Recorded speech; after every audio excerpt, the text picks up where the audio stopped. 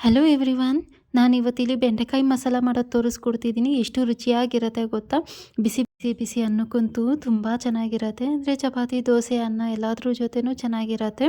ನಾನಿಲ್ಲಿ ಒಂದು 1/4 kg ಬೆಂಡೆಕಾಯಿ ತೊಗೊಂಡು ಈ ಥರ ಉದ್ದುದ್ದು ಕಟ್ ಮಾಡಿ ಇಟ್ಕೊಂಡಿದ್ದೀನಿ. ಅದಕ್ಕೆ 1 ಸ್ಪೂನ್ ಧನಿಯಾ ಪುಡಿ, ಖಾರದ ಪುಡಿ, ಒಂದು ಸ್ವಲ್ಪ ಸಾಲ್ಟು, ಅರಿಶಿನ, ಗರಂ ಮಸಾಲ, ಒಂದು ಸ್ವಲ್ಪ ಜೀರಾ ಪೌಡರ್ ಹಾಕ್ಕೊಂಡು, ಒಂದು 2 ಸ್ಪೂನ್ ಎಣ್ಣೆ ಹಾಕ್ಕೊಂಡು ಚೆನ್ನಾಗಿ ಮಿಕ್ಸ್ ಮಾಡಿ ಎತ್ತಿಕೊಂಡು, ಹಾಗೆ ಒಂದು 2 ಸ್ಪೂನ್ ಕಡಲೆ ಹಿಟ್ಟು ಹಾಕ್ಬಿಟ್ಟು ಕಲರ್ ಚೇಂಜ್ ಆಗೋವರೆಗೂ ಫ್ರೈ ಮಾಡಿ ಎತ್ತಿಕೊಂಡಿದ್ದೀನಿ.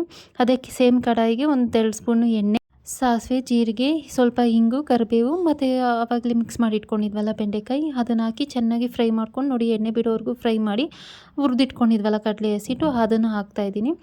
ಬೆಂಡೆಕಾಯಿ 90% ಕುಕ್ ಆದಮೇಲೆ ಕಡಲೆ ಹಿಟ್ಟು ಹಾಕ್ಕೊಂಡು ಆಮೇಲೆ ಒಂದು 5 ನಿಮಿಷ ಕುಕ್ ಮಾಡಿದ್ರೆ ಆಯಿತು.